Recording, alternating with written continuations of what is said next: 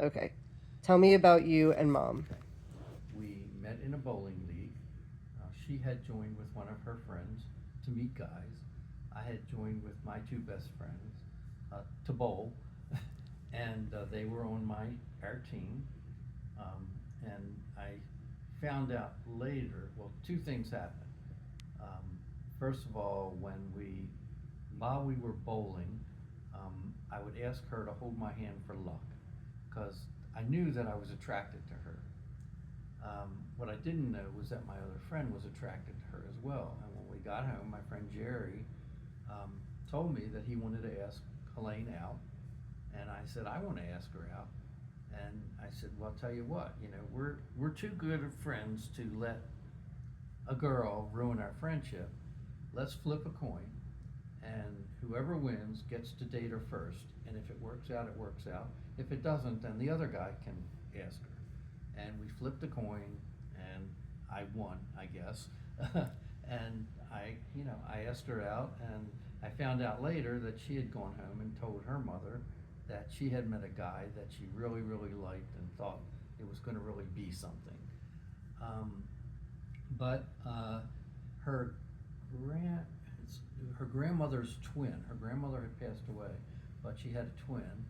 Uh, the aunt, they called her Aunt Anna, that lived across the street with friends of my parents. Lived right across the street on Starbrook Road, and so she would come over, once in a while, and she'd see me sitting on the porch, and she'd come over and we'd sit and talk, and talking led to other things, and we just clicked. I mean, right from the beginning, for both of us, it just really, really clicked. And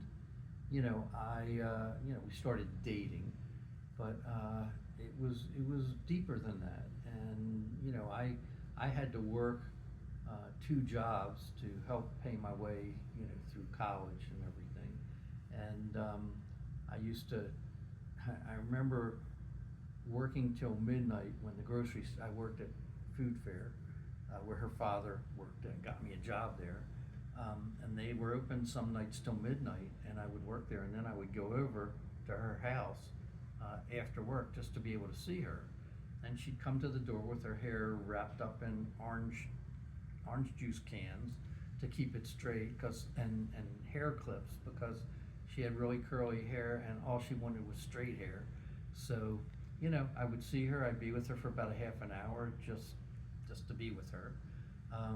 And we'd go out when we could. We knew, I guess, within a couple months that we were going to be married. I mean, she told me first that she loved me, but I knew I loved her, and I told her, and we knew we were going to get married. It was it just was. It was organic, is the way they would say it, I guess. Um, and we were fortunate that my parents really liked her, and her parents really liked me. I went. Her father had um, tickets to Colt games. That once in a while he got an extra ticket, and he and I would go and really enjoyed each other's company. And with my parents, they really got along. She used to like to watch my mother get ready for one of the big dinners, and she would try and help or whatever. She did sometimes have arguments with my parents, because my parents kept the Jewish traditions, and so if we were over there on like Yom Kippur, and Helene wanted to wash clothes, because we used to have to wash our clothes over there. I'll get into where we live, but and my father said, you can't wash clothes here today. It's Yom Kippur. And Helene went and sat on a sidewalk and cried and pouted. But anyhow, when we got married, we had a very, very nice wedding, because her mother worked at Temple of Shalom, and so we got the hall for free, and we got married there. We couldn't get married with my rabbi, who had bar mitzvahed me and who knew my father forever, because he was Orthodox and he refused to marry me in a Reformed synagogue. So we got married by the cantor at Oheb Shalom. Beautiful wedding. We had a really, really nice wedding. On our for our honeymoon, we stayed at a Howard Johnson's. On the way the honeymoon was at the Nevele in the Poconos, which you got a whole week with all your meals and everything else for $300, which she had saved in change for years. But anyway, we headed up to the Howard Johnsons after seeing my grandfather who was in the hospital, my mother's father, and we went up and stayed at this filthy Howard Johnson's that had, when we first got into the room, it had bugs on the floor. And she said, "We're not staying here." Well, we told the people at the front desk. They said, "We'll clean it out, just go, to the restaurant." And we went to the restaurant where, by the way, they were like closing, so I wanted to get a root beer float, and they made it with regular water instead of, it was horrible. But anyhow, we got back to the room. It smelled totally of bug spray. And I remember that, she had the negligee that I guess it was my duty to buy her this negligee or whatever. So she went into the bathroom to change, and she came out and she climbed up onto this long bureau and crawled on her hands and knees and jumped into the bed. She would not walk on the floor where the bugs were. And, we did what you do on your honeymoon. And then at like 4 a.m, I could feel her eyes burning into the side of my head. She wanted to get out of that room. We got dressed, we drove to the Poconos, had a really nice honeymoon. It was great. It was like a cruise, but not a cruise. And so, you had all kinds of activities, and we had a nice couple that sat at our table for dinner that we thought we would be friends with for life and never talk to them again. But anyway, so we had a really nice honeymoon. We came back, and we had, again, while all of our friends were living by then into really nice apartments, we couldn't afford it. I was still in school, and she was working as a legal secretary, and so we couldn't afford anything other than we rented this one bedroom, what's it called when you live on top of somebody? Duplex. A duplex, yeah. It had one bedroom. It had a tiny, tiny kitchen. We lived on top of this old couple, this elderly couple. We did have our own entrance. You walked up the steps. We had a tiny living room and a kind of a corner where I could put a desk. And, the bathroom didn't even have a door. We hung beads on the bathroom. And we were happy as clams. I mean, we thought it was great. The bedroom was so small that I couldn't open the chest of drawers without, I had to sit on the bed to open the chest of drawers, and that's how much room we had in the bedroom. But we loved each other. We were with each other. The first time my parents came to visit, my mother told us this later, she went downstairs and sat in the car and cried because she couldn't believe we were living this way. From that time, we were always steps behind all of our friends. When they were moving up into 2-bedroom apartments, we got our first 1-bedroom apartment.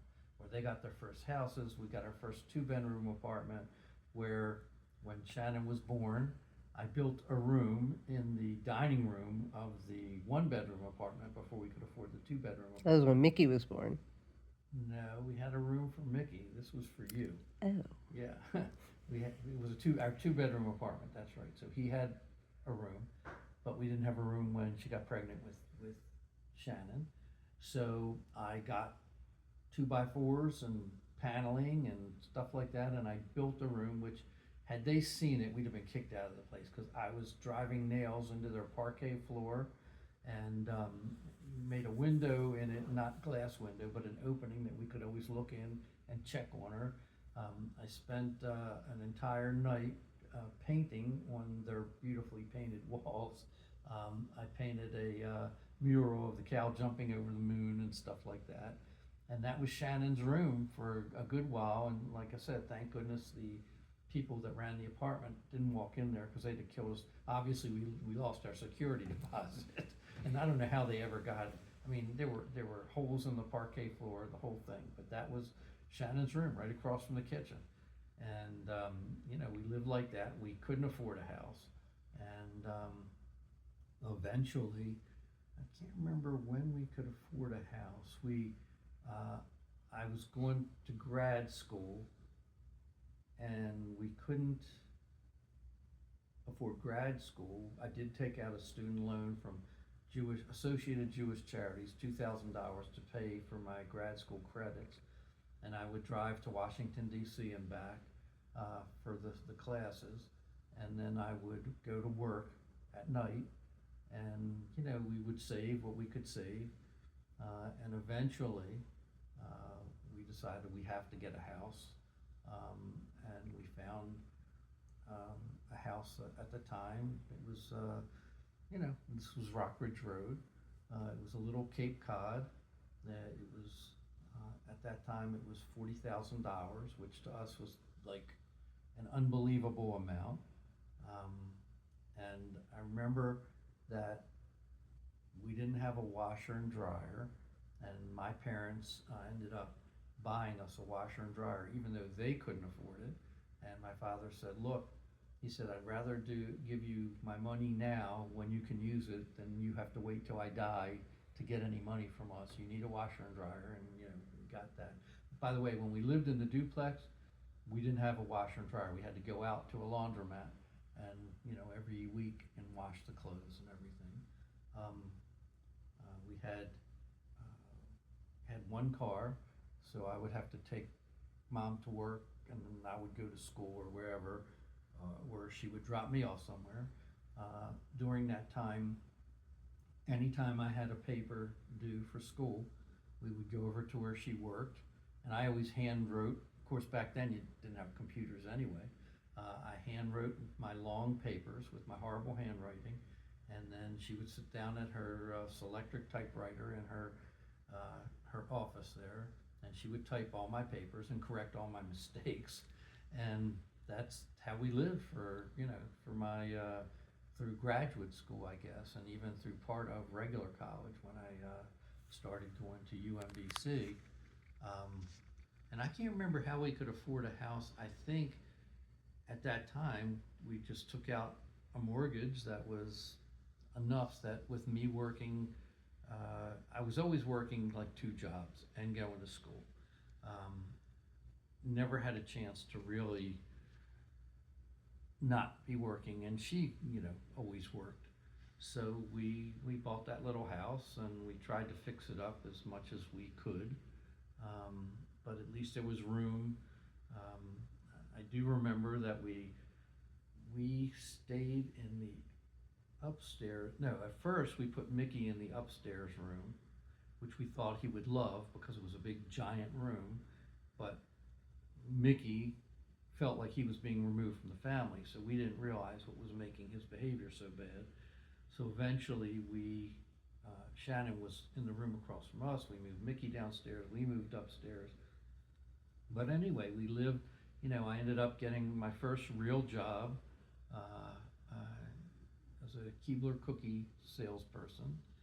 That was right before we moved. That's probably when we bought the house, was when I first got that job. It was a big deal because I wanted to be a teacher, and tried everything to be a teacher, but all I got was a part-time job at Anne Arundel Community College. And right before the season started, they called and they told me that they didn't have a big enrollment, the part-time courses were canceled, and I was not going to have a job. So I just started looking for everything. So Keebler was supposed to be my, I'm going to take this until the big teaching job comes along. I do remember when we were in our apartment, so Keebler must have come before that, because I remember sitting somewhere and looking at all of my college books, reading through all my poetry books while Mom was asleep. And I remember being brought almost to tears, thinking, that dream is over. I'm not going to be a teacher. I got to get it out of my mind. But it killed me that I had to do that.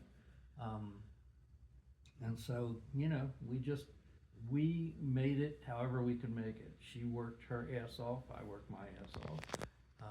And I, got earlier, had gotten through grad school and everything.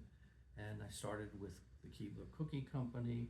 And I remember when she would take, so I had to have the Keebler cookie job while we were still in the apartment somewhere or another, because I remember that she would come with me and help me put up displays and things like that of cookies. At night, after I went around doing all the selling and everything, she'd come and help me put up displays. Mickey would be in the shopping cart.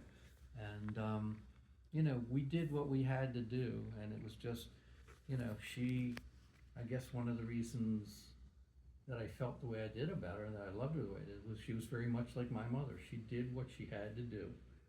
Um, and eventually we graduated to, oh, that's right, from Rockridge Road, we bought a house out in, where Harriet and Stanley lived, that Strongwood Road out there.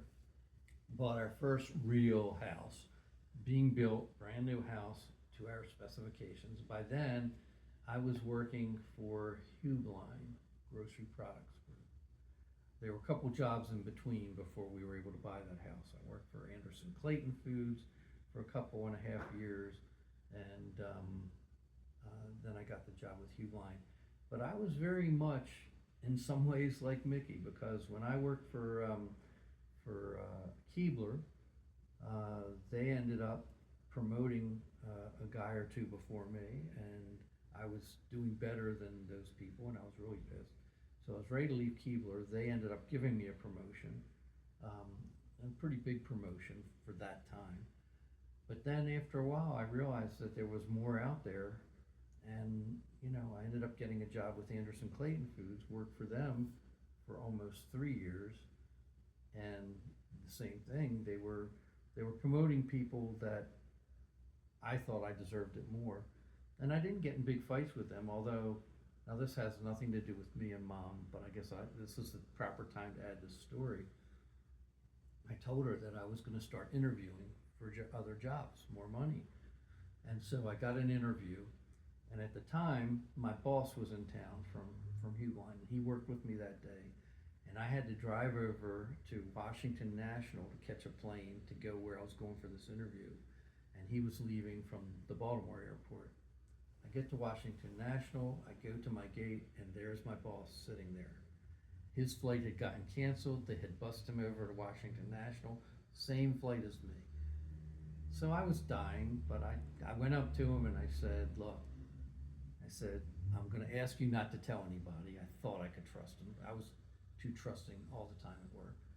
I said, but I have to move up, and I'm not moving up here. The opportunity's not here for me, and you keep telling me that I'm like one of your best people and all that, but you're not promoting me. And then turns out that he did. The big boss, his boss, came in to work with me one day, and he said, I understand you're upset, but we want you to stay. And I just said, well, if something better comes along, I'm gone. And they called me, and that's when they offered me the promotion to move to Connecticut. And so our new house was just being finished. We were going to close on the new house. We never got to close on it because I got promoted to move up to Connecticut. So the same day we had to settle on that house, we sold it. We had a buyer ready, and we sold it. We didn't lose money, but we lost the house that we thought was going to be our house. And we packed you guys up, and I know it killed Mom. And again, this is where, why I love her so much. She was just like, we got to do this. This is what we have to do. We have to grow our family and to grow ourselves. And so we had never even considered moving. Again, even back then, Mark had already moved. Barry had moved because he was in the service. But we had never even considered leaving our family and friends. But we packed the car up and moved to Connecticut. And I will never forget one day coming home from work. Now here, I was starting a new job, and it was a job I really wanted, the kind of job I wanted. And it took me out of sales, and it got me into kind of a transition period from sales into marketing. and I loved it, and I would come home all happy and, you know, all that kind of stuff. And one day, she was in the garage, we were talking about something, and she just started crying, crying and crying. I'm like, what's up? You know, she said, you get to go to work every day. You like what you're doing. I have nobody. I have nothing, you know. And she loved our house, and she tried to really make it work. She really, you know, tried to make the move work. But that's when I knew it was really killing her. But as it turns out, shortly thereafter, we were only up there for 10 months. We got bought. That's when we got bought out. And um, I remember we got bought out by Del Monte, and they were going to offer some of us jobs out in California.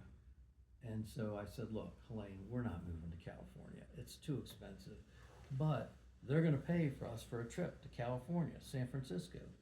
Let's just go. And she said, sure, let's go. So my parents took the kids, and we flew to California. And one of the parts of the deal was we had to go out with a real estate agent. We went with a real estate agent, and just the property was so expensive, and so far I would have to take a train into San Francisco every day. All this stuff was wrong with it.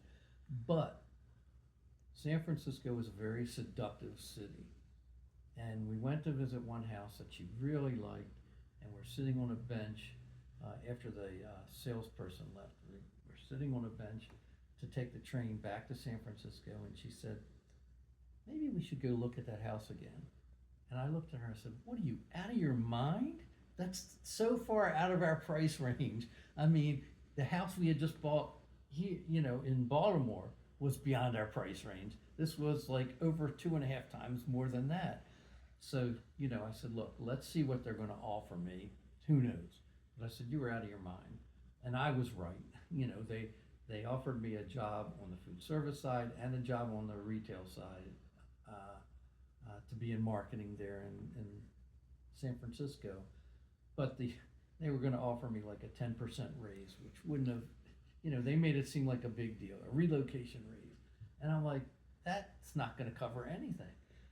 So we knew that wasn't going to work. And fortunately, I put that call in, I told you, to Paul Ammonia, who had worked for Hugh Blind and now worked for McCormick and Company.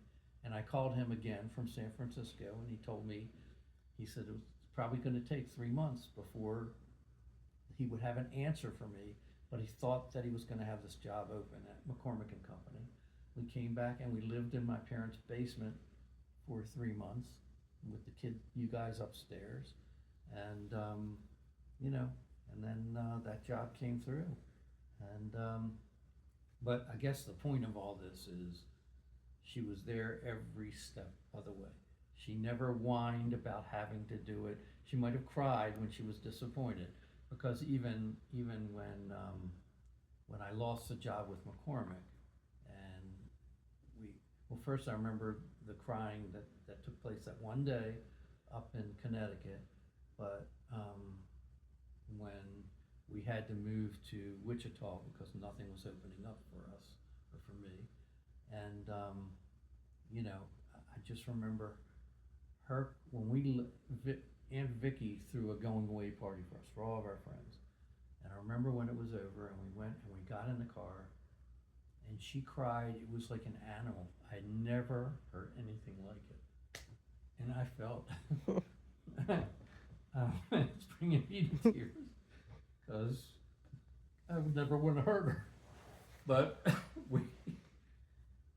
we marched off to Wichita, and you know, we're just a team. It's, you know, that's it.